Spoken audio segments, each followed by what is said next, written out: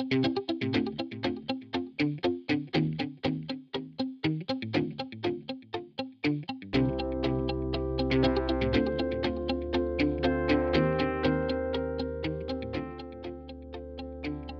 August, when many students in Britain prepare for the first day of the new term by deciding what clothes to wear and what books to buy, Pearson College pupils begin the long journey from all corners of the world to an island on the west coast of Canada.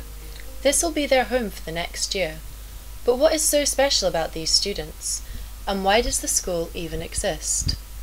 If you go back to the very beginning, when Kurt Hahn founded the first United World College, the idea was really to, as him being a refugee himself from Germany, as a German Jew who escaped the Nazis in the early 30s, post-World War II, he felt that he wanted to do something to make sure that this would never happen again. And hence he founded the first United World College, and quite intentionally brought students from around the world with the idea that at this young, impressionable age, if they got to really understand each other, got to know each other, then they would be much less likely to be engaged in warfare in the future. And so that was in the 60s, and the question is, well, in the year 2012, what is our focus today?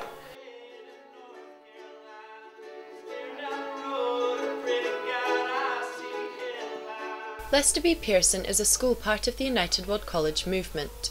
It welcomes pupils between the ages of 16 and 19 from over 100 different countries each year, in the hope that this multinational education will promote greater understanding and awareness of other cultures.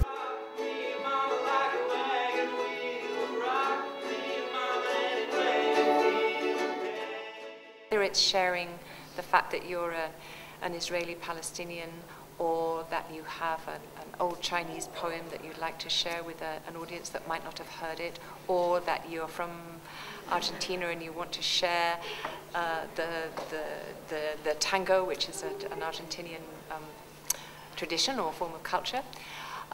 So the notion of sharing is very important.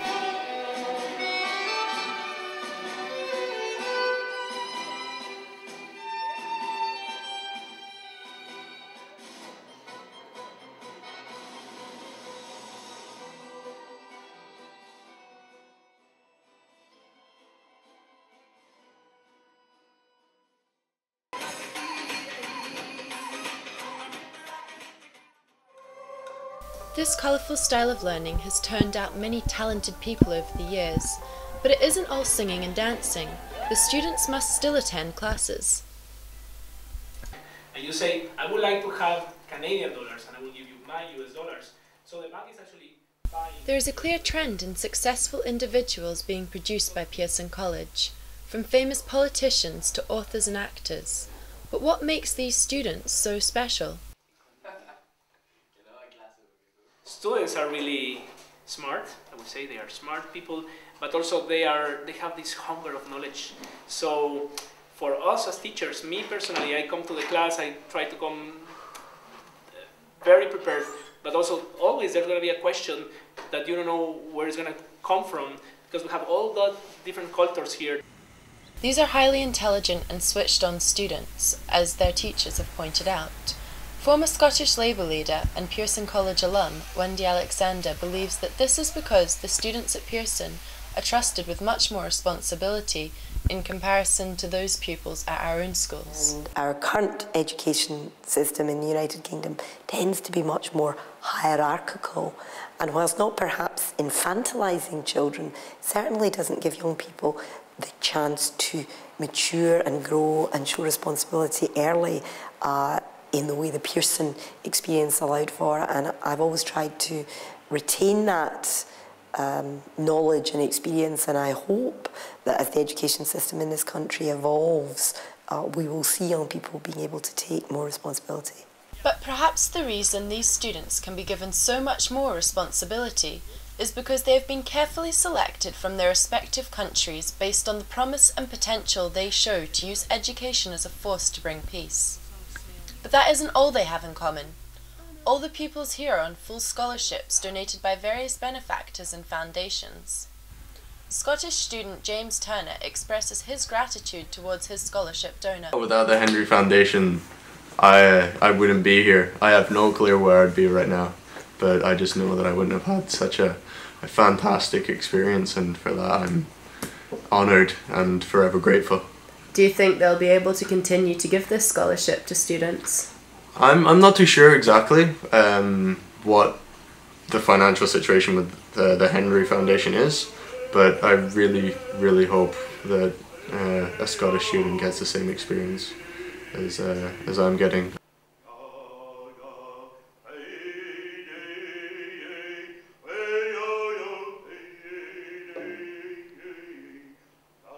Without the full scholarship, many of these students could not afford to be here.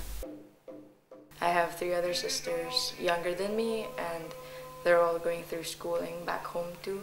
So I remember when I applied, my mom and I agreed that if I didn't get the full scholarship, I wouldn't be able to go to a United World College. In my opinion, it's a good thing because, of course, like that's why I'm here, and I'm really grateful for it. But also, I think that it's really sad that the college can't afford to have 200 students anymore, so we're only 160 now. I probably wouldn't have even considered the school, or it probably wouldn't have come up. The idea of a full scholarship, I think, is quite rare. A non-means-tested full scholarship school is practically unheard of. Even within the UWC movement, none of the other 12 schools apply this policy. But after 38 years of existence, the school is struggling to maintain itself, and due to lack of funding, its survival is under threat. It's hard for us to explain what our return is when we're essentially a high school. You know, the people leave here, they go to university, and then they go on and on and on, and it's a long-term investment from a donor's point of view. And we've got quite a few donors who get that, and I think one of the strengths we have is the full scholarship. Like, we can say that we are bringing in, you know, the refugee from Rwanda, or the kid who survived the civil war in Sierra Leone, or whatever, and those are compelling stories. But it is getting harder and harder, I think, to find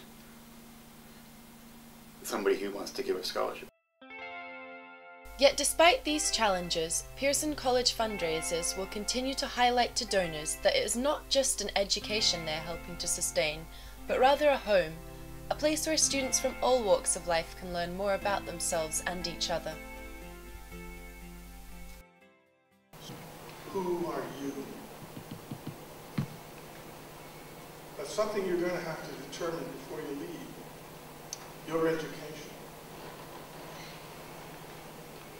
Because in the process of learning all of the things that you've got to learn outside, the most important thing that you're going to learn and must learn is who you are here. While it is uncertain how much longer Pearson College will be able to sustain itself, many of the students are hopeful that others from their home countries will be granted with the same privilege as they were. But right now they are just grateful for this opportunity and talk wishfully of how they will use their knowledge gained at Pearson in the future. I hope to go to the UK. To study in Canada still. I think it'd be really nice to stay in the country. I hope, I don't know, something nice. Medicine or economics, and then I hope to go home and apply this. Go to the university, that's like in my plans, and after I finish I go back to my community and work there, like give back to them what I've learned here. This is too good to be true. Today I call Lester B. Pearson United World College of the Pacific my home. More importantly, today my heart overflows with gratitude for your generosity, support, and belief in the UWC movement, which ultimately allow individuals like myself to experience a truly unique and life-changing program.